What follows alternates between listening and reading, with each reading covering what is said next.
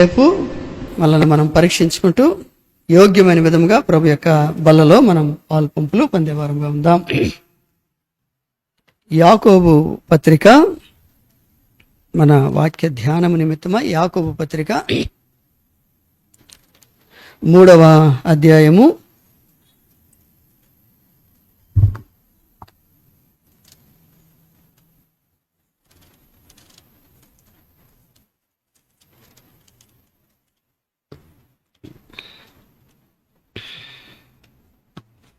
5వ వచనాన్ని కలిసి చదువుకుందాం. యాకోబు పత్రిక 3వ అధ్యాయము 5వ వచనం చదువుదాం. అలాగుననే నాలుక కూడా చిన్న అవయవమైనను బహుగా అదిరిపడును. ఎంత కొంచెము నిప్పు ఎంత విస్తారమైన అడవిని తగులబెట్టును. ప్రభు చదవబడిన ఈ లేఖనాలు మన గమనంలో ఆశీర్వదించబడును గాక. ఈ సందర్భంలో మరొక సందర్భాన్ని మనం చదువుకుందాం. మార్క్స్ వార్త 6వ అధ్యాయము, మార్క్స్ వార్త 6వ అధ్యాయము 21వ వచనము నుండి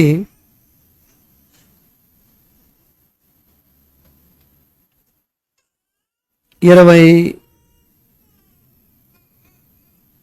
వచనం వరకు, 21వ వచనం నుంచి 27వ వచనం మార్చి చదువుకుందాం. మార్చి చదువుదాం. అయితే తగిన దినం ఒకటి వచ్చును. ఎట్లనగా ఏ రోజు తన జన్మ దినోత్సవమందు తన ప్రధానులకును సహస్రాధిపతులకును గలిలయ దేశ ప్రముఖులకును విందు చేయించెను. చదవండి. నాట్యమాడి ఏ రోజును అతనితో కూడా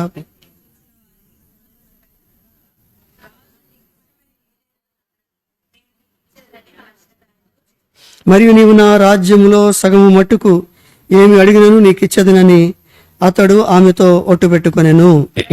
ఆమె వెళ్ళి నేను అడిగినది అడుగుగా బాప్తిస్మం ఇచ్చి యోహాను తల అడుగుమనెను. వెంటనే ఆమె త్వరగా రాజు వద్దకు వచ్చి బాప్తిస్మం ఇచ్చి యోహాను తల పళ్ళెములో పెట్టి ఇప్పుడే నాకు ఇప్పింపగోరుచున్నానని చెప్పాను.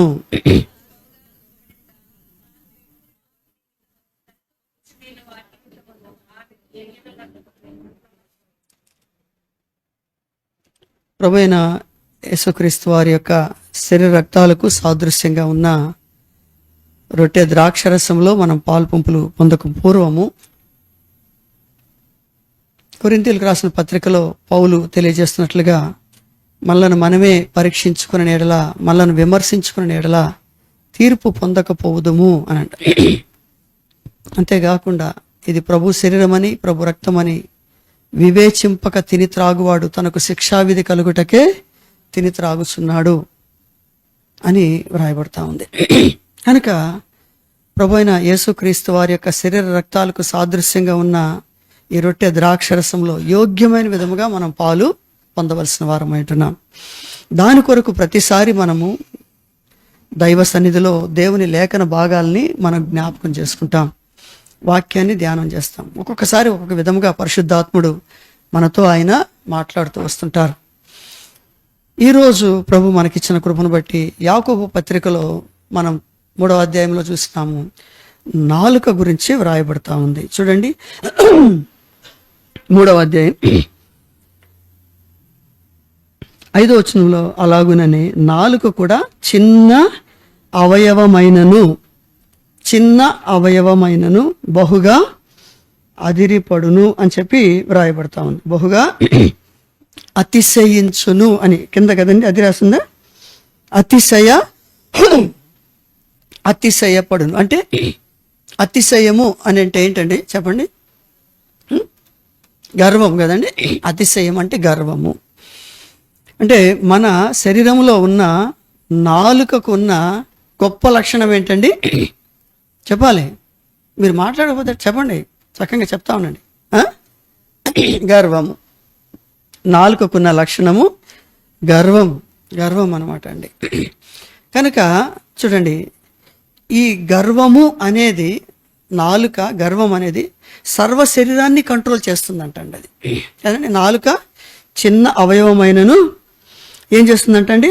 శరీరం అంతటిని కూడా, ఇంకా అదంతా చదువుకుంటూ వస్తే మనం చూస్తే కనుక సర్వ శరీరాన్ని కంట్రోల్ చేయగలిగింది అనమాట. అది కంట్రోల్ చేసి తన స్వాధీనంలో పెట్టుకొని నడిపించగలిగిన సామర్థ్యత నాలుకకు ఉందండి. నాలుకకు ఆ సామర్థ్యం ఉన్నది.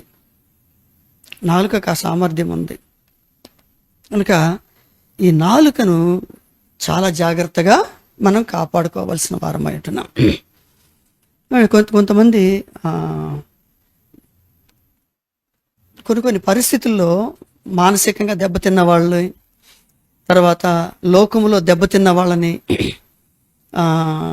అనేకమైన ప్రయత్నాలలో దెబ్బతిన్న వాళ్ళని, తర్వాత నిరాశ నిస్పృహలకు గురైపోయిన వారిని,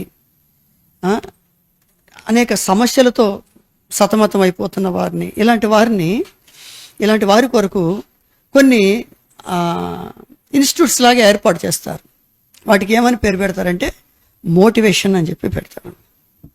మోటివేషన్ క్లాసెస్, లేకపోతే మోటివేషన్ తరగతులు, స్కూల్స్ ఇలా ఉంటుంది అనమాట అండి.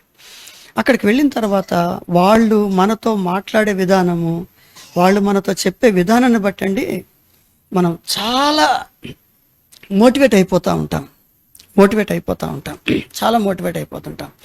ఇలాంటి ఈ నాలుక మనల్ని ఎంత కంట్రోల్ చేస్తుందో ఎదుటి వాళ్ళని కూడా అంత కంట్రోల్ చేయగలిగిన సామర్థ్యం దీనికి ఉంటుంది. మనం చూస్తుంటాం కదండి, ఉగ్రవాదులు అంటారు కదా. ఉగ్రవాదులు కాకుండా ఇంకొకళ్ళని అంటారు, ఏంటి వాళ్ళు పేల్చుకుంటారే, వాళ్ళని ఏమంటారు? మానవ బాంబులు కాదురా, ఆహుతి దళమేనా? ఆహుతి చేసుకునేవాడు. వాళ్ళకి వాళ్ళు ఆహుతి చేసుకునేవాళ్ళు. వాళ్ళకి ఇచ్చే ట్రైనింగ్, వాళ్ళకి ఇచ్చే మోటివేషన్ ఎట్లాగుంటుందంటే, కాబట్టి మనం ఎవరి కోసం కష్టపడుతున్నాం? మన దేవుడి కోసం, మన దేవుని కోసం మనం జిహాద్ చేయాలా. మన దేవుని కోసం ప్రాణం పెడితే అక్కడ మనకు పరలోకం ఉంటుంది. అక్కడ ఆయన ఎదురు చూస్తూ ఉంటాడు.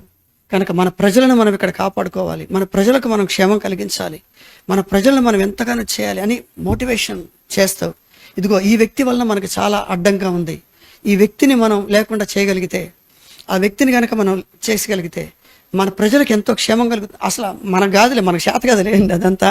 వాళ్ళు చేసే మోటివేషన్ కండి, ఒక స్త్రీ, ఒక యవనస్తురాలు ఒంటికి బాంబులు కట్టేసుకొని, తెలుసు ముక్కలు అయిపోద్దని తెలుసు, ఒంటికి బాంబులు కట్టేసేసుకొని మొత్తం కూడా వాళ్ళే కడతారు, బెల్ట్ వేస్తారు, బెల్ట్ బాంబులు వేసేసి లోపలంతా డ్రెస్సు అంతా చేస్తారు. చేస్తే రాజీవ్ గాంధీ మెసేజ్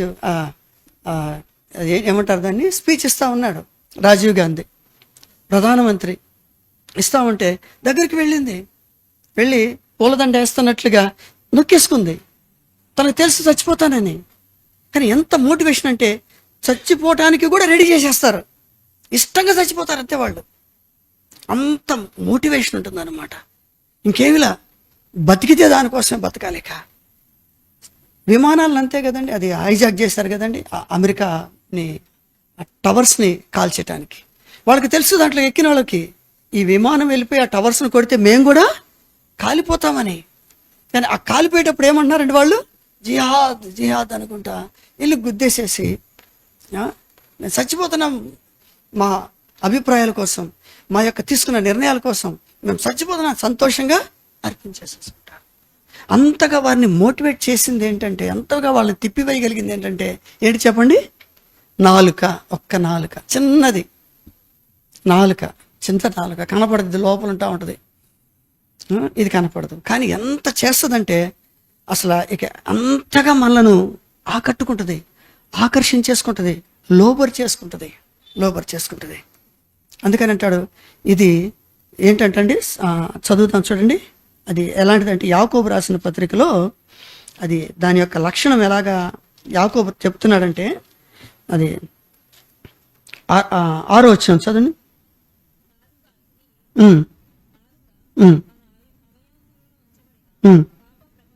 అది పాప ప్రపంచం అంటండి. అది నాలుక మన అవయవాల్లో ఉండబడిన ఒక పాప ప్రపంచం. అది వరల్డ్, పెద్ద ప్రపంచం అది. ఆ నాలుక అనేది పెద్ద ప్రపంచం. ఇంకా మన శరీరానికి అంతా మాలిన్యం కలిగిస్తూ, ఎదుటి వాళ్ళ శరీరానికి మాలిన్యం కలిగిస్తూ, ప్రకృతి మొత్తానికి అది చిచ్చు పెట్టిద్దంట అండి. ప్రకృతి మొత్తాన్ని నాశనం చేస్తుంది. దైవ సృష్టిని, దైవ కార్యాలను, దైవ పనులన్నింటినీ కూడా నాశనం చేయగలిగిన సామర్థ్యం ఒక్క నాలుకకు ఉందండి. కానీ ఎంత ఇది కదండి, చదువుతుంటేనే ఒక రకంగా ఉంది కదా, చదువుతుంటేనే ఒక రకంగా ఉంది. కాబట్టి మనకు తెలిసిన నాలుక ఏంటండి? మనకు తెలిసిన నాలుక ఏంటండి? పచ్చళ్ళు ఉప్పు సరిపోయిందా లేదా, నాయకి సరిపోయింది ఉప్పు సరిపోయింది అనేది తెలుసు మనకి నాలుగు గురించి. టేస్ట్ సరిపోయింది, ఉప్పు ఎక్కువైంది, కారం ఎక్కువైంది అనేది తెలుసు, దానికోసమే. కానీ బైబిల్ చెప్తుంది నాలుక ఎంత భయంకరమైందో. చిన్న అవయవము, కానీ అది నీలో ఉన్న ఒక పాప ప్రపంచం, అది నాలో ఉన్న ఒక పాప ప్రపంచం, సర్వ మానవాళిలో ఉన్న ఒక పాప ప్రపంచం అయిపోయింది. అది మనకు వలన నాశనం చేస్తుంది, ఎదుటి వాళ్ళని కూడా నాశనం చేయగలిగిన సామర్థ్యం ఉంది. ప్రపంచాన్ని నాశనం చేయగలిగిన సామర్థ్యం. అంతే కదండి, వాళ్ళందరూ అంతే కదండి, వెళ్ళిపోయి ప్రపంచాన్ని నాశనం చేసేస్తా ఉన్నారు. అది కదండి. ఇదంతా ఎక్కడ పుట్టింది అంటే నాలుకలో నుంచి వస్తుంది, నాలుకలోంచి వచ్చేదిగా ఉంటుంది. కనుక ప్రియులారా, ఈ అవయవం గురించి బైబిల్లో ఎందుకు దేవుడు రాయించినాడు? ఎందుకు రాయించినంటే మనము మలినము కాకూడదని, మన ద్వారా ఇతరులు మలినము కాకూడదని,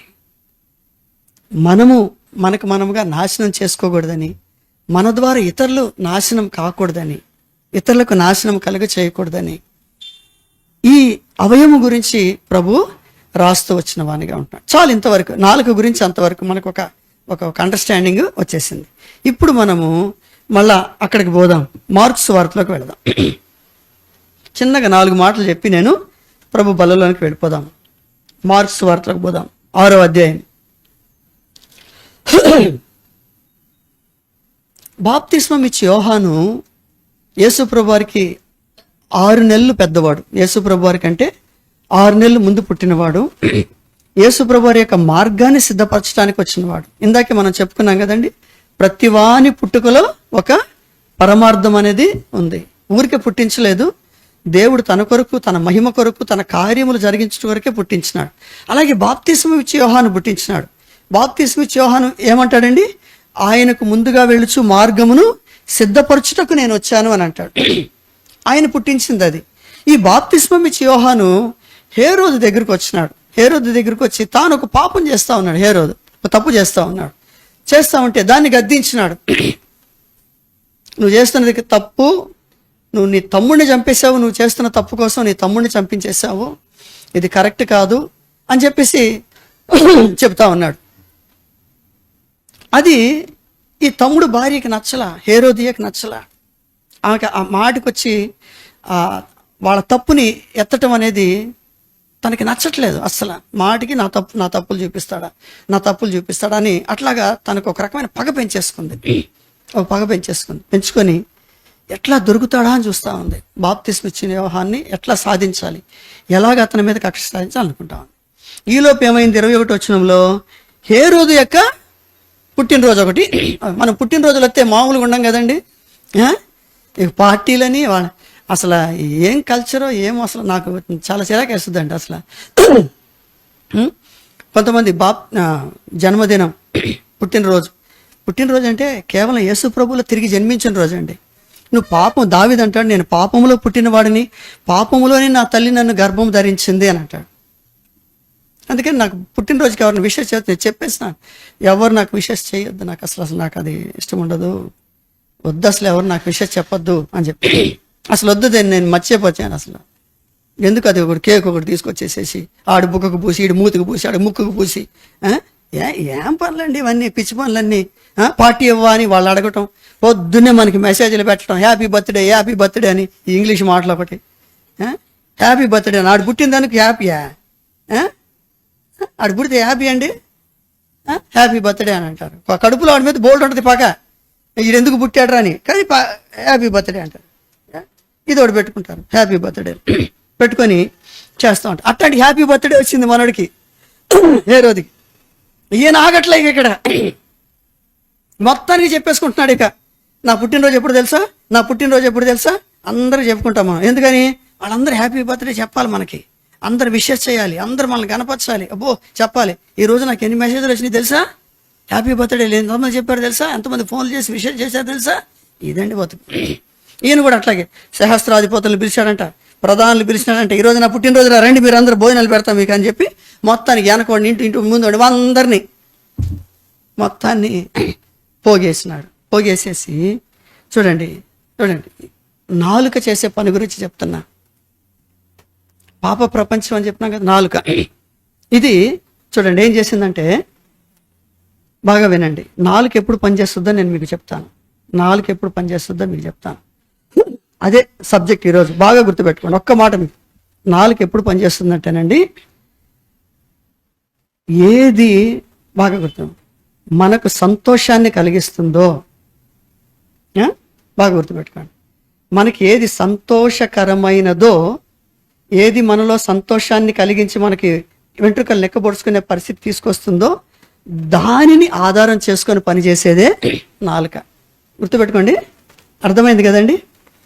నాలుక. ఇప్పుడు చూడండి, పిల్లలు ఉన్నారనుకుందాం, వాళ్ళకి అరే 2 రోజులు సెలవులు ఇచ్చారు, 2 రోజులు సెలవు, ఈరోజు అమ్మమ్మ వాళ్ళ ఇంటికి వెళ్దాం అని అనగానే ఏం చేస్తారు? వాళ్ళకి ఎక్కడ లేని అది వాళ్ళకి సంతోషకరమైన విషయం. ఊరు వెళ్తున్నాం, బస్సు ఎక్కుతాం, ఇప్పుడు రైలు ఎక్కుతాం, అది ఒక సంతోషం, అదొక సంతోషం వచ్చేస్తుంది అనమాట. ఈ సంతోషంలో వాళ్ళు ఏం చేస్తారు? ఏం చెప్పినా చేస్తారు. మనం ఏం చెప్పినా చేస్తారు, వాళ్ళు ఏం చెప్పినా చేస్తారు. వాళ్ళే వచ్చి అంటారు, పిల్లలైతే కొంచెం పెద్ద పిల్లలు, మొత్తం ఇల్లంతా తుడిసేనా, నేను తుడిసేనా, బట్టలన్నీ నేను మడత పెట్టేసేనా, మొత్తం ఇల్లు నేను సదిరేసేనా. ఎందుకంటే ఒక సంతోషం ఉంది కాబట్టి ఏం చేయడానికైనా ఈ శరీరాన్ని ఏం చేస్తుంది? అది నాలుక ప్రేరేపిస్తుంది అనమాట. ఈ శరీరాన్ని ప్రిపేర్ చేస్తుంది, ఏం చేయడానికైనా నిన్ను రెడీ చేసేస్తుంది. నాలుక చెప్పేస్తుంది, వాగ్దానాలు ఇచ్చేస్తూ ఉంటుంది, మాటలు ఇచ్చేస్తూ ఉంటుంది. ఎందుకంటే మనకు సంతోషకరమైన విషయం కదా అది మనకు సంతోషకరమైన విషయం కనుక మనల్ని ప్రేరేపించేస్తుంది అని మనం ప్రిపేర్ చేసేస్తూ ఉంటుంది ఇది. అలాగే ఇక్కడ చూడండి, హేరోదుకి సంతోషకరమైన విషయం ఏంటండి? తన యొక్క పుట్టినరోజు, తనకి సంతోషకరమైన విషయం. ఈ సంతోషకరమైన తనకు పుట్టినరోజు, తన సంతోషకరమైన విషయాన్ని నాలుక బేస్ చేసుకుంది. బేస్ చేసుకుని ఏం చేసిందంటే, చూడండి ఏం చేసింది, తన ప్రధానులకును సహస్రాధిపతులకును గలిలయ దేశ ప్రముఖులకును అందరికీ ఫోన్ తీసుకోవడం, ఫోన్ పట్టుకోవడం, ప్రధానులకు ఫోన్ చేయటం, మరి రేపు మన బర్త్డే ఉంది నాది, అది మీరందరూ రావాలి, ఖచ్చితంగా రావాలి, మీరందరూ వచ్చి నన్ను విష్ చేయాలి, నేను పెట్టే భోజనం మీరు తీసుకోవాలి అని అందరికీ చెప్పింది ఎవరండి? హేరోదు కాదు. ఎవరు చెప్పాలి మీరు? నాలుక పనిచేసింది. హేరోదులో ఉన్న సంతోషాన్ని బేస్ చేసుకొని నాలుక పనిచేస్తూ ఉంది. బాగా మీకు తెలియాలండి, ఎందుకంటే మన గురించి మనకే తెలియకపోతే ఎట్టా అండి? మన గురించి మనకే బైబిల్ చెప్పినంతగా ఏ జ్ఞానము చెప్పదండి. అసలు బైబిల్ని కనుక అనుసరిస్తే ప్రపంచాన్ని జయించేసేయచ్చు, ఎవడు మనల్ని ఏం చేయలేడు. అంత పర్ఫెక్ట్గా మనల్ని సిద్ధపరుస్తుంది అనమాట. ఒక పర్ఫెక్ట్ మ్యాన్గా మనల్ని లోకంలో నిలబెట్టగలిగింది బైబిల్ ఒక్కటేనండి. బైబిల్ ఒక్కటే మనల్ని అంత ఖచ్చితంగా తయారు చేయగలదు అనమాట అండి. మనం ఇంత జ్ఞానం ఎక్కడ దొరకదు మనకి. అందుకని బైబిల్ తెలిసిన వాళ్ళ ముందు మనం మాట్లాడలేం, వాళ్ళని మనం పడేయలేం, వాళ్ళని ఏమీ చేయలేం, కదిలించలేం. పిల్లర్స్ లాగా ఉంటారనమాట వాళ్ళు. ఎందుకంటే వాళ్ళలో ఉన్న పవర్ అట్లాగా ఉంటుంది. వాళ్ళు దేవుని వాక్యానికి అట్లా లోబడి ఉంటారు, దేవుని చిత్తానికి లోబడి ఉంటారు, దేవుని ఇష్టానికి లోబడి ఉంటారు. వాళ్ళని కదిలించలేం మనం. అందుకనే సమూయేలు దగ్గరికి వచ్చి మాట్లాడాలంటే భయం కదండి. ప్రవక్తల దగ్గరికి వచ్చి, మోషే దగ్గరికి వచ్చి మాట్లాడాలంటే భయం, అహరోన్ దగ్గరికి వచ్చి మాట్లాడాలంటే భయం. ఎందుకంటే వాళ్ళు పర్ఫెక్ట్ స్టాండ్ అయిపోయిన వాళ్ళు. ఎస్తర్ దగ్గరికి వచ్చి మాట్లాడాలంటే భయం, రూతు దగ్గరికి వచ్చి మాట్లాడాలంటే భయం. స్టాండ్ అయిపోయిన వాళ్ళు దేవుని వాక్యంతో పర్ఫెక్ట్నెస్ తెచ్చుకున్న వాళ్ళు, సంపూర్ణ సిద్ధి పొందిన వాళ్ళు అనమాట.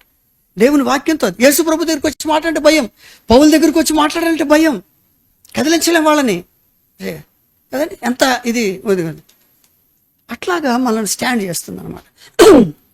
ఇప్పుడు ఈయనేం చేస్తున్నాడు, ఈయనలో ఉన్న సంతోషాన్ని నాలుక బేస్ చేసుకొని చూడండి ఎవరెవరిని పిలిపించింది?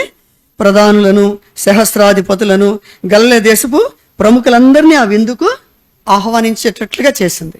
వీళ్ళందరినీ తన దగ్గర పోగేసుకుంది. ఈ నాలుక వీళ్ళందరినీ పోగేసుకుంది. సెకండ్, రెండవది ఒక క్రియ జరిగింది ఇక్కడ, ఒక క్రియ జరిగింది నాలుక ద్వారా. రెండవ సంతోషం ఏం చేసిందంటే, హేరోదు కుమార్తె ఈ ఈ హేరోదు యొక్క ఏంటారు జన్మదిన సందర్భంగా తాను డ్యాన్స్ చేసింది వచ్చి. ఈ డ్యాన్స్ కూడా శరీరానికి చాలా ఆనందాన్ని కలిగించే ఒక ప్రక్రియ.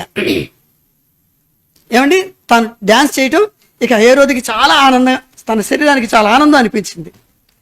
ఆమె డ్యాన్స్ చేస్తుంటే తన శరీరం చాలా ప్రేరేపించబడింది, చాలా సంతోషానికి గురైంది. ఈ సంతోషాన్ని కూడా అది బేస్ చేసుకుంది. ఏది? నాలుక వాడుకుంది. సంతోషం కూడా బేస్ చేసుకుని ఏం చేసిందంటే, చూడండి చదువుకుందాం. మార్క్స్ వార్త 6వ అధ్యాయం 6ది.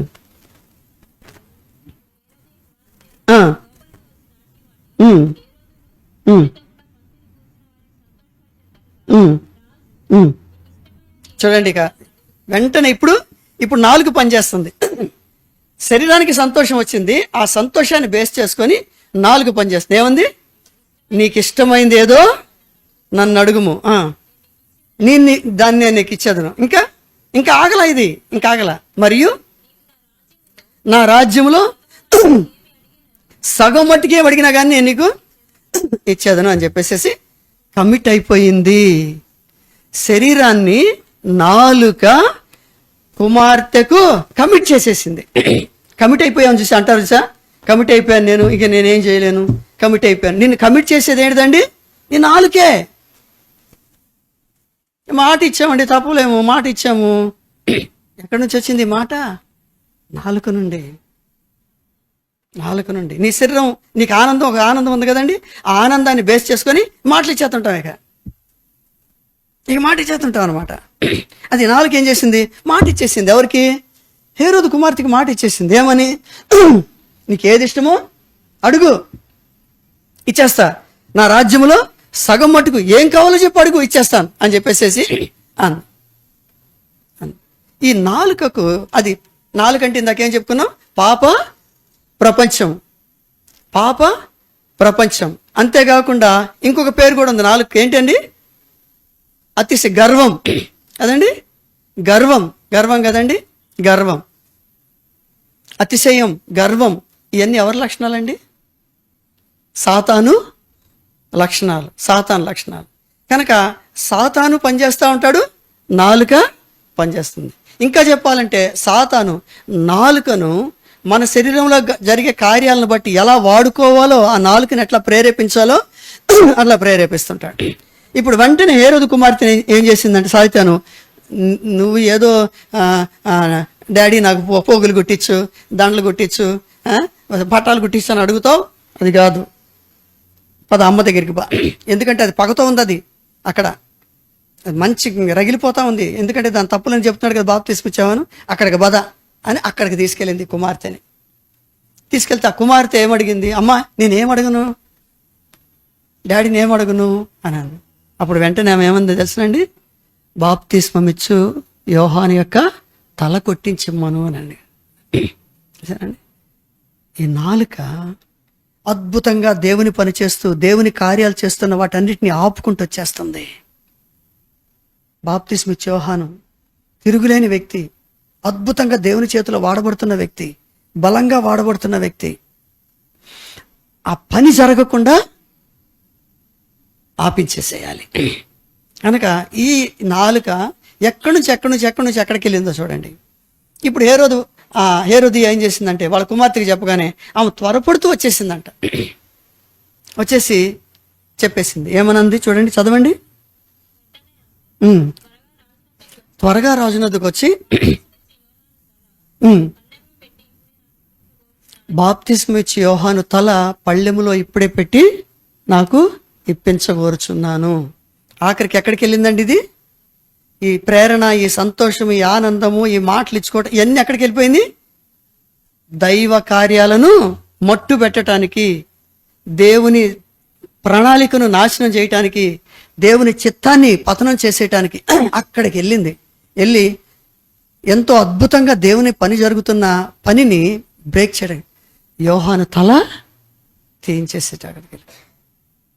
యోహాను తల మీరు చిన్న క్లిప్పింగ్స్ ఇంగ్లీష్ వాళ్ళు పెట్టిన బాప్తిజం ఇచ్చామని కాదు, మీరు కొంచెం నెట్లో వెతికితే మీకు ఆ క్లిప్స్ చిన్నవి దొరుకుతాయి, చిన్నవి దొరుకుతాయండి. ఆ సిచ్యువేషన్ ఎట్లా ఉంటుందంటే, నేను అది చూసినాను. ఎట్లా ఉంటుందంటే అండి, బాప్తిస్మ ఇచ్చే యోహాన్ని బంధించి లోపల పెడతారు. బాప్తిస్మ ఇచ్చే యోహాన్ని లోపల బంధించి పెడతారు. బంధించి పెడితే ఒక పెద్ద పళ్ళెం తీసుకొని, ఒక కత్తి తీసుకొని ఇద్దరు సైనికులు వస్తారండి. ఇద్దరు సైనికులు వస్తారు. వచ్చి తాళం తీస్తారు. తీసి బాప్తిస్మ ఇచ్చే యోహాన్ దగ్గరికి వచ్చి వాళ్ళు అంటారు, అయ్యా మాదైతే ఏమి తప్పు లేదు, మాదైతే ఏమి తప్పు లేదు. హేరోదు కుమార్తె నాట్యమాడి ఆయన్ని మెప్పించింది. వాళ్ళ అమ్మ నీ తల కొట్టి బహుమానంగా ఇవ్వమని చెప్పి అడిగింది. కనుక హేరోదు నీ తల కొట్టించి తీసుకొని రావటానికి మమ్మల్ని పంపించాడు అని అంటాడు. మమ్మల్ని పంపించినాడు అన్నప్పుడు కట్టేసి ఉంటారండి, అక్కడ గొలుసులతో కట్టేసి అక్కడ కూర్చొని ఉంటుంది. నిదానంగా లెగిసి వస్తారండి. నిదానంగా లెగిసి వచ్చి ఇట్లా తలకాయ ఉంచి తీసుకెళ్ళండి తలకాయ అని వాళ్ళ ముందు. అంతే, ఒక్క ఏటుతో కొడితే తలకాయ డొల్లుకుంటూ పోయి జైల్లో అక్కడ పడుతుందండి. ఆ తలని రక్తంతోనే తీసుకొని ఆ పళ్ళెంలో పెట్టి తీసుకొస్తారు ఆయన దగ్గరికి. హేరోదు దగ్గరికి తీసుకొస్తే హేరోదు కుమార్తెకి ఇస్తారండి. అంటే ఇదంతా బైబిల్లో అయితే బైబిల్లో రాయలేదు. హేరోదు తల్లి దగ్గరికి తీసుకొస్తే ఆమె కాలుతో గట్టిగా దాన్ని తంతుందండి, తలకాయని తంతే డొల్లుకుంటూ పోయి అక్కడ పడుతుందండి. అంత భయంకరమైన పరిస్థితి చూడండి. నాలుక చిన్న అవయవమే కానీ నీ బ్రతుకుని నాశనం చేస్తుంది, ఎదుటి వాళ్ళ బ్రతుకుని నాశనం చేస్తుంది, దైవ కార్యాలని నాశనం చేస్తుంది. ఎంత భయంకరమైన పతనం తీసుకొస్తుంది చూడండి. తర్వాత మనం చదువుదాం 6వ అధ్యాయం తర్వాత చదువమ్మా వెంటనే. బహుగా దుఃఖం ఎందుకు వచ్చిందండి ఇప్పుడు దుఃఖం? రాజు బహుగా దుఃఖపడ్డాడంటండి. ఎందుకండి దుఃఖం? ఒకటే గుర్తుపెట్టుకోండి. ఎంతవరకు పని చేయాలో అంతవరకు పని చేసి నాలుకేమైపోయింది ఇప్పుడు చెప్పాలి, సైలెంట్ అయిపోయింది. శరీరాన్ని ఇరికించేసి అది తప్పుకుంది. అర్థమవుతుంది కదండి? శరీరాన్ని ఇరికించేసింది, తప్పుకుంది. అది ఇప్పుడు మౌనం అయిపోయింది, ఏం మాట్లాడట్లా. ఇప్పుడు బాధపడుతుంది ఎవరండి? శరీరం. చూడండి, మళ్ళీ చదువమ్మది అన్నమాట. బహుగా దుఃఖపడి కళ్ళెంబటి నీళ్ళు వచ్చేస్తా ఉన్నాయి, ఏడుస్తున్నాడు, తలగొట్టుకుంటున్నాడు. ఎందుకంటే బాప్తిస్మ ఇచ్చే యోహాన్ అంటే గౌరవం అండి. గౌరవం చెరసాల్లో వేయించినాడే కానీ చాలా గౌరవించేవాడు. ఆయనకి కావలసినవన్నీ కూడా ఏర్పాటు చేసినాడు. ఏది ఆయనకి తక్కువ లేకుండా చేసుకుంటూ వచ్చినాడు, గౌరవంగా చూసినాడు.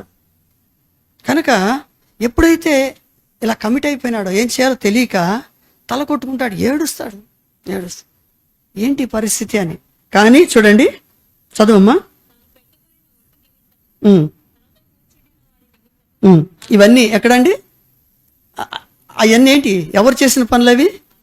నాలుక చేసిన పనులు. చేసేసి కామైపోయింది. అది కామైపోయింది.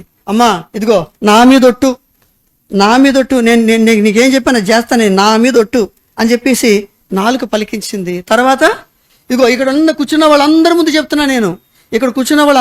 చెప్తున్నాను, నువ్వు ఏది కోరితే అది ఇస్తానని చెప్పేసింది అది నాలుక. చెప్పేసింది. చెప్పేసి ఇప్పుడు కామ్ అయిపోయింది. ఇప్పుడు నోట్లో ఉంది, అది ఏం కదలట్లా.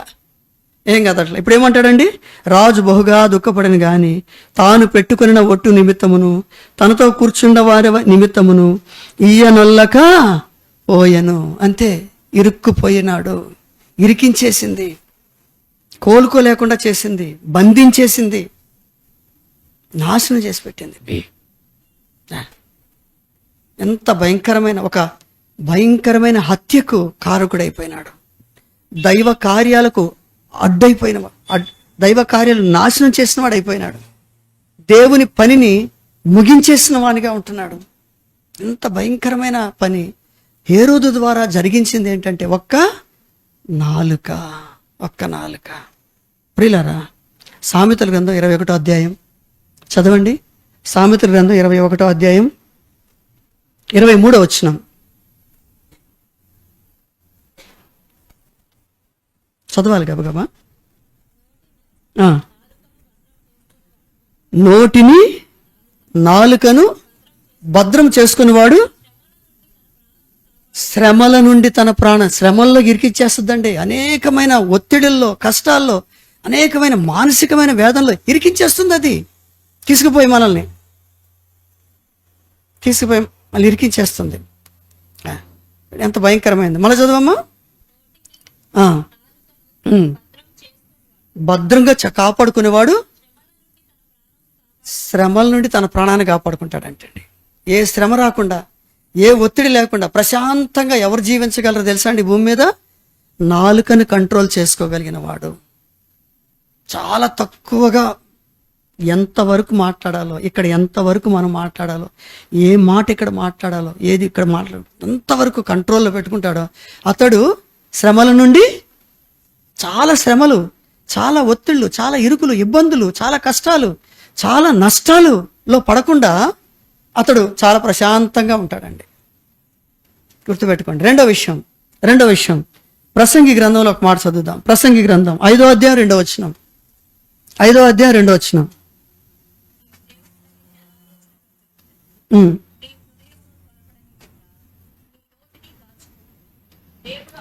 అనాలోచనగా అనే మాట మనం ఇక్కడ చూస్తాం. అనాలోచనగా పలుకు మాట. అనాలోచన అంటే ఆలోచన చేయకుండా, ఆలోచన చేయనివ్వదు. ముందు కమిట్ చేసేస్తుంది, మనల్ని ఇరికించేస్తుంది, ఆలోచన చేసుకునివ్వదు. అనాలోచనగా పలికేదే ఏంటిది చెప్పండి? నాలుక. అనాలోచనగా పలికేదే నాలుక. మీరు మీ జీవితంలో చాలాసార్లు చూస్తుంటారు. ఆ మూమెంటు, ఆ ఒత్తిడి, ఆ పరిస్థితులు మీకు వచ్చినప్పుడు ఏం చేస్తారంటే, అక్కడున్న సంతోషాన్ని బట్టి, అక్కడున్న ఆనందాన్ని బట్టి, అక్కడున్న ఇదిని బట్టి వెంటనే మనం మాట ఇచ్చేసేవి చాలా ఉంటాయి. లేవండి అట్లాగా? మన బంధువులు ఏమన్నారు, మన ఇది ఉన్నారు, అంతా కూర్చున్నాం, ఒక అతను చెప్పుకొస్తున్నాడు చాలా ఇబ్బందుల్లో, చాలా కష్టాలు. వెంటనే ఏమంటాడు? ఏరా మేమంతా లేమా? మేమంతా లేవనుకుంటున్నావా? మేము లేమేంటి నీకు? ఏదైనా కావాలని చెప్పరా, మేము ఉన్నాం అని అనేస్తుంది. అనేసిన తర్వాత అయిపోద్ది, ఇంటికి వెళ్ళిపోతాం. 2 రోజులు అయిన తర్వాత ఫోన్ వచ్చింది మనకి. ఏమని? అన్నా మొన్న చెప్పుకున్నాను, నువ్వు మాట ఇచ్చావు కదన్నా, 10,000 కావాలన్నా అంటాడు. అప్పుడు శరీరం ఏం చేస్తుంది? మరి బాబు నాయన ఇప్పుడు ఎక్కడ తెచ్చేవాళ్ళు నేను? శరీరానికి ఇష్టం లేదు, అది శరీరానికి ఇష్టం లేదండి. ఇప్పుడు ఎలాగా తీసుకొచ్చి ఎందుకు ఇరుక్కున్నాను బాబు, ఎందుకు అనేసాను రా బాబు, నేను అంత తొందరపడి ఎందుకు అన్నాను రా బాబు, అసలు ఎందుకు భుజాన్ని వేసుకున్నాను రా దీన్ని, ఎందుకు అన్నాను రా బాబు. ఇప్పుడేమో వాడేమో మళ్ళా మనమేం చేస్తాం, చాలా తెలియగలం కదండి. మరి ఒక 10 నిమిషాలకు ఫోన్ చేస్తానంటాం. ఆడు 10 నిమిషాలకి ఎదగదు, సాయంత్రం దాకా చేస్తానే ఉంటాడు మనకి ఫోన్. అన్న ఏం చేసావన్నా నా పని, అన్న ఏం చేసావన్నా నా పని అంటూనే ఉంటాడు. నాలుగు ఇచ్చేసింది మాట కదండి. ఎంత భయంకరం. అందుకనే అనాలోచనగా, ఆలోచన లేకుండా ఎప్పుడు కూడా నీ నాలుకను పనిచేయనివ్వద్దు. ముందు పని చేయాల్సింది ఏంటండి? ఆలోచన పనిచేయాలి. ఆలోచనను బట్టి నాలుక పనిచేయాలి. కానీ నాలుక పనిచేసిన దాన్ని బట్టి ఆలోచన చేసుకుంటూ కూర్చోకూడదు. ఇక ముందు నాలుగు పని చేసేస్తుంది. నీకెందుకు? ఇదిగో ఎవడో వస్తాడు మన దగ్గరికి. నేను కొన్ని అనుభవాలు చెప్తున్నానండి, నాలో ఉన్న అనుభవాలు చెప్తున్నా. తుమ్మిళ్ళలో సేవ చేస్తా ఉన్నప్పుడు, ఓ బ్రదరు ఇట్లాగా కొంచెం విజయవాడ వెళ్ళి రావాలి, కొంచెం మనకి ఒక పని ఉందండి, అక్కడ చిన్న పని ఉంది, అది కొద్దిగా అన్న నువ్వు కూడా ఉంటే చాలా బాగుంటుంది, నా బైక్ ఏమో చెడిపోయింది. మన బైక్ లేదు. నేను అన్న మాట అండి, మన బండి లేదేంటి తమ్ముడు, మన బండి ఉంది కదా, మన బండిలో వెళ్ళి వచ్చేద్దాం పర్లేదులే అన్న. ఆడు పొద్దున్నే 4-5 గంటలకు వచ్చేస్తున్నాడు. అన్న వెళ్దాం అన్నాడు. కానీ నాకేమో ఎల్లబుద్ధిగా అట్లా, ఇప్పుడు అంత దూరం నా బండి వేసుకొని వెళ్ళాలా, ఈయన ఎక్కించుకొని పోవాలా, నేను తోలుకుంటూ పోవాలా, నాకు ఎందుకు వచ్చిన బాధ ఇది, ఎందుకు నాకు అసలు ఇది నా పనే కాదు, వాడి పని. నా పని ఇది కాదు. ఎలాంటి పని ఒప్పుకున్నాను తెలుసా అండి, పేర్లు చెప్పను నేను. కానీ మిల్లర్స్ ఉంటాయి చూడండి, ఏంటంటారు కంకర కలిపి మిల్లర్స్, అది కొనటానికి వచ్చాను.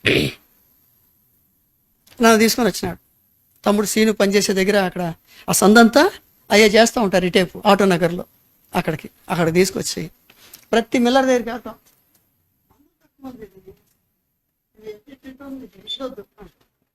బండి నడుపుకుంటా నేను పోతాం. మళ్ళా ఇది ఎట్లాగో కాదు, ఇది కాదు అని అంటాం. మళ్ళీ బండి నడుపుకుంటూ పోవటం. ఇలాగ మధ్యాహ్నం దాకా తిరిగిన తర్వాత కళ్ళు తిరిగిపోతుంటే టీ తాగి మళ్ళీ స్టార్ట్ చేసినాం. మళ్ళీ అక్కడ పక్కన బజ్జీలు బండి ఉంటే బజ్జీలు తిని మళ్ళీ స్టార్ట్ చేసినాం. సాయంత్రం 5 గంటల దాకా తిరిగిన దాకా కూడా లెస్సలు ఆయనకి. కళ్ళు తిరిగిపోతున్నాయి నాకు ఎందుకు వచ్చిన సావు ఇది అసలు?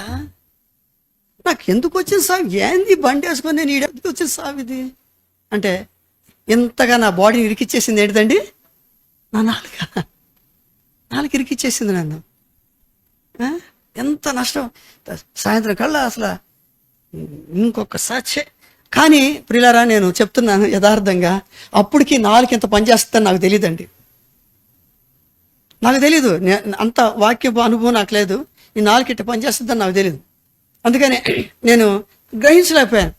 బాబా ఈసారి ఒప్పుకోకూడదు అనుకున్నాను, కానీ అరే ఇట్లా చేస్తుంది, ఇది మనల్ని ముందు ఇంప్రెస్ చేస్తుంది, ఎదుటి వాళ్ళ ద్వారా మనల్ని ఇంప్రెస్ చేస్తుంది. ఇంప్రెస్ చేసేసి శరీరాన్ని సంతోషపెట్టేసి నాలుక ద్వారా అన్ని ఒప్పించేసేటట్టుగా చేసేస్తుంది. ఇంక ఇది ఒప్పుకుంటుంది. ఇది ఒప్పుకున్న కానించి ఆ బాధ అంతా ఒప్పుకున్నప్పుడు కష్టపడాల్సిందంత ఏంటిదండి చెప్పండి? శరీరం కష్టపడాలా, నాలుగేం కష్టపడదు. మధ్య మధ్యలో నాకు దాహం ఎత్తున కొద్దిగా నీళ్ళు ఇమ్మడది, ఆకలి ఎత్తున 2 బిస్కెట్లు పెట్టమడది. నలిగేది ఏంటండి? శరీరం. ఈ శరీరాన్ని నలగొట్టి పెడుతుంది అది నాలుక. అంత భయంకరమైందండి అది, అంత భయంకరమైంది. కనుక అందరూ తెలుసుకోండి, ఈ విషయాలన్నీ కూడా తెలుసుకోండి. కాబట్టి మన బాడీలో అతి ప్రమాదకరమైందే నాలుక. పాప ప్రపంచము అని దానికి పేరు పెట్టబడతా ఉంది. ఇక్కడ ఏంటంటే అండి, అనాలోచనగా మన చేత చెప్పించేస్తుంది, కమిట్ చేసేస్తుంది, మనల్ని ఇరికిచ్చేస్తుంది. 3వ విషయం చదువుకుందాం. సామెతల గ్రంథం 10వ అధ్యాయం 19వ వచనం. సామెతల గ్రంథం 10వ అధ్యాయం 19వ వచనం. చాలిక అది చదువుకొని మనం ప్రభు బల్లోకి వెళ్ళిపోదాం. 10:19.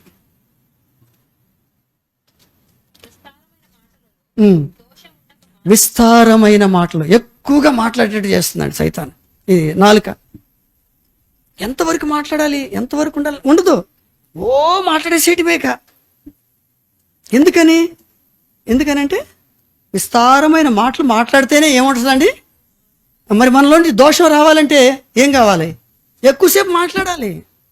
ఎక్కువసేపు మాట్లాడకపోతే దోషం రాదు మనలోనండి. ఎక్కువసేపు మాట్లాడకపోతే దోషం రాదు, నాకు దోషం రాదు. కనుక ఎక్కువసేపు మన చేత మాట్లాడించాలి. కొంతమంది చూడండి, ఎక్కువగా మాట్లాడుతూనే ఉంటారు. ఎప్పుడు వాళ్ళు అసలు వాళ్ళతో ఎక్కువగా వాళ్ళే మాట్లాడుతుంటారు. వినడానికి తక్కువ ఉంటారు, ఎక్కువగా మాట్లాడటానికే ప్రయత్నం చేస్తుంటారు. బైబిల్ అంత జ్ఞానం కలిగిన వాడు తక్కువగా మాట్లాడు. ఎందుకు? జ్ఞానం మీద ఆధారపడిన వాడు ఎప్పుడు కూడా నాలుకను కంట్రోల్ చేయగలిగిన వాడు ఎవరంటే మైండ్ మీద ఆధారపడిన వాడే. నాలుక మీద ఆధారపడిన వాడు, శరీరం మీద ఆధారపడిన వాడు మటుకు నాశనం అయిపోతాడండి. శరీర సంతోషాలు, శరీర ఉద్రేకాలు, శరీర ప్రేరణలకి ఆధారపడిన వాడు మటుకు వాడు కమిట్ అయిపోతాడు, నాశనం అయిపోతాడు. కానీ మనసు మీద ఆధారపడినవాడు, ఆలోచన మీద ఆధారపడినవాడు ఎప్పుడు కూడా దెబ్బతినడం. అది కంట్రోల్ చేస్తుంది అనమాట. నాలుకను కంట్రోల్ చేయగలిగిన ఏకైక కెపాసిటీ కలిగింది బ్రెయిన్, మన మనసు అండి. మనసు అనమాట. అది ఆలోచన, అది కంట్రోల్ చేస్తుంది. అది సంపూర్ణంగా కంట్రోల్ చేస్తుంది. పెద్దోళ్ళు పడిపోయారండి, పెద్దోళ్ళు పడిపోయినారు. యెహోషాపాతు మహాదైవజనుడు, పరిశుద్ధుడు, పవిత్రుడు, దేవుని కొరకు నమ్మకస్తుడు, దేవుని యందు మహాభయభక్తులు కలిగిన వాడు ఎవరండి చెప్పండి? యెహోషాపాతు. అయితే చూడండి, తన కుమార్తె అహాబు యొక్క కుమారుడికి ఇచ్చి వివాహం చేయటానికి, ఇశ్రాయేల్ రాజు అహాబు కొడుకుతోనే నా కూతురు పెళ్ళవుతా ఉంది అనే ఒక చిన్న సంతోషాన్ని కలిగించి అది అయిపోయినాక చక్కగా పిలిపించినాడు వియ్యంకుడిని. పిలిపించి, ఏలి బ్రదర్ ఎలా ఉన్నారు, అమ్మాయి ఎలా ఉంది, అబ్బాయి ఎలా ఉన్నారు, బాగున్నారు కదా ఇద్దరు? వాళ్ళకే చక్కగా హ్యాపీగా ఉన్నారండి. అది మాట్లాడుకుని కాసేపు. మరి ఈ పక్కనున్న రాజ్యం మందే, వాళ్ళేమో దాన్ని ఆక్రమించుకున్నారు. ఎలాగైనా అది మనం కలుపుకోవాలా, దాన్ని మనం ఎలాగైనా సాధించాలి, దాన్ని మనం ఎలాగైనా బాగా కష్టపడాలి, బాగా ఇచ్చేయాలి అని చెప్పేసి అనగానే వెంటనే యెహోషాపాతు ఏమన్నాడండి?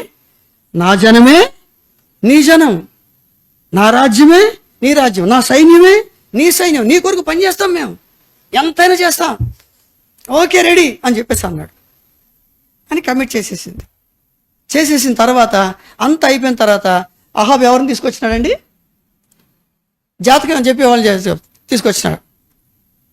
వాళ్ళందరిని తీసుకొచ్చినాడు. వాళ్ళందరిని తీసుకొచ్చి కూర్చోబెట్టినాడు. వాళ్ళు చెప్తా ఉంటారు కదండి, జాతకాలు చెప్తాం, జరగబోయేవి చెప్తాం, జరిగినవి చెప్తాం, ఇట్లా చెప్తా. ఆ బ్యాచ్ని మొత్తాన్ని దించినాడు. దించి వాళ్ళు ఏమన్నారంటే, నువ్వు కొమ్ములు పెట్టి పొడిచేస్తావు, వాటిని పెట్టిపోతావు, ఈజీగా సాధించేస్తావు, నీకేం తిరుగుండదు అసలు, నువ్వు అడుగు పెట్టావంటే మొత్తం నాశనమే, సైన్యం అంతటిని నాశనం చేసేసి ఆ రాజ్యాన్ని అంతటిని కూడా నువ్వు స్వాధీనం చేసుకోగలవు, నువ్వు ఖచ్చితంగా చేయగలవు అని చెప్పి చెప్తా ఉన్నారు.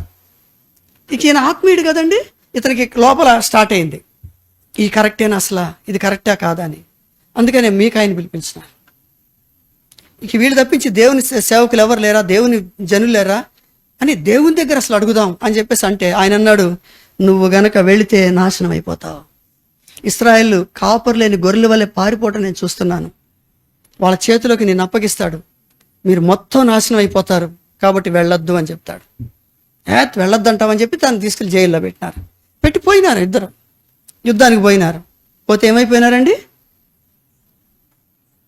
అహాబు చచ్చిపోయినాడు, బాణంతో కూడా చచ్చిపోయినాడు. యెహోషాపాతు వెనక పడ్డారు. పడితే కేకలేస్తా ఉన్నాడు, అమ్మో నన్ను రక్షించండి, అమ్మో నన్ను రక్షించండి, ఇరుక్కుపోయి నన్ను రక్షించండి, నన్ను రక్షించండి అని రథం మీద అంటే రాజుగాడు ఎందుకు తరుతాడరా, వాడు రాజుగాడు కాదురా, ఆడెవడో అని చెప్పేసి వదిలేయండిరా అని వదిలేసినారు. వదిలేయండిరా అని చెప్పేసి వదిలేసినారు. ఇంటికి వచ్చి అదేంటంటారు చూసారా, మరణం పోయి కన్ను లొట్టబడింది అంటారు చూసారా, అట్టకు తిరిగి ఇంటికి వచ్చినాడు. ఇంటికి వచ్చేసినాడు. ఇంటికి వచ్చిన తర్వాత జరిగింది ఏంటంటే, ఇంటికి వచ్చిన తర్వాత ప్రభు అంటాడు, నువ్వు యెహోవా శత్రువులకు మిత్రుడు అయితివి. ఎవరు యెహోవా దేవుడు ద్వేషిస్తున్నాడో వాళ్ళతో నువ్వు వాళ్ళకి మిత్రుడివై వాళ్ళతో కలిసి వెళ్ళినావు. దీన్ని ఈ విధంగా కలిపింది ఎవరండి? నాలుక కలిపింది. కనుక ప్రియులారా, చాలా జాగ్రత్తగా జీవిద్దాం, చాలా జాగ్రత్తగా జీవిద్దాం, ఆలోచన కలిగి ఉందాము. త్వరపడి ఏ మాట మాట్లాడద్దు. ఎంతవరకు మాట్లాడాలో అంతవరకు లిమిట్గా మాట్లాడదాం, చాలా తక్కువగా మాట్లాడదాం. అవసరమైన విషయాలే అన్నీ నేను రాస్తున్నా కానీ చెప్పలేను. అవసరమైన వాటిని మాత్రమే మాట్లాడవాలని అని కూడా ఉంది. ఇది అవసరం, ఇది ఈ సబ్జెక్ట్ అవసరమైతే అదే మాట్లాడాలి. ఊరికే వ్యర్థమైన సరికంతా తీసుకొచ్చుకొని పెట్టుకొని మాట్లాడా ఉండవద్దు. ఎవరైతే సరే, బంధువులతోనైనా సరే, అన్నదమ్ములతోనైనా సరే, అక్క చెల్లెలతోనైనా సరే. అసలు బైబిల్లో ఒక మాట ఉంది తెలుసండి, భయంకరమైన మాట ఉంది, నీ కౌగిలిలో పండుకొనిన నీ భార్య యొద్ద నీ నాలుకను కంట్రోల్లో పెట్టుకో అని కూడా ఉంది. నీ నోటిని కంట్రోల్లో పెట్టుకో, బాగే మాకు అక్కడ కూడా. అంత జాగ్రత్తగా ఉంటేనే నువ్వు ఈ లోకంలో బతకగలవు. లేకపోతే నీ బాడీని నాశనం చేసి పెడుతుంది, నీ జీవితాన్ని ముక్కలు చేసేస్తుంది, ఎందుకు పనికి రాకుండా పోతావు. జాగ్రత్త. కనుక కంట్రోల్లో ఉండి, దేవుని చిత్తంలో ఉండి, దేవుని ఇష్టంలో ఉండి మనము మన జీవితాన్ని కొనసాగించాలి. గుర్తుపెట్టుకోండి, మీ రుచి చూడటానికి మీలో ఉంచబడిన ఒక చిన్న అవయవం నాలుక నీ జీవితానికే భయంకరమైన ఒక పాయిజన్. అది పాప ప్రపంచం. అది నీ శరీరంలో ఏ ఉద్రేకం వచ్చినా అది నిన్ను ప్రేరేపిస్తూ ఉంటుంది. సంతోషం ఏదైనా వచ్చిందంటే నిన్ను ప్రేరేపించేస్తుంది. ఆనందం ఏదైనా నీకు కలుగుతుందంటే నీ బాడీని ప్రేరేపించేసి కమిట్ చేసేస్తుంది నీకంతే. వెంటనే రేపు మన పుట్టినరోజు అనగానే ఏం చేస్తుంది, బట్టలు కొనుక్కుందాం అని ప్రేరేపించేస్తుంది కదండి. వాళ్ళని పిలుద్దాం, వీళ్ళు పిలుద్దాం అని ప్రేరేపించేస్తుంది. ఇంకా ఈ విధంగా ప్రతి విషయం, సంతోషకరమైన ప్రతి దాన్ని ఆధారం చేసుకొని పని చేసేదే నాలుక. గుర్తుపెట్టుకోండి. కాబట్టి జాగ్రత్తగా ఉందాం, దేవునికి మహిమకరంగా ఈ భూమి మీద జీవిద్దాం. రండి, మోకాళ్ళ మీదకి వస్తాం, మనం పరీక్షించుకుంటూ ప్రభు బలలో మనం పాలు పొందుకుందాం.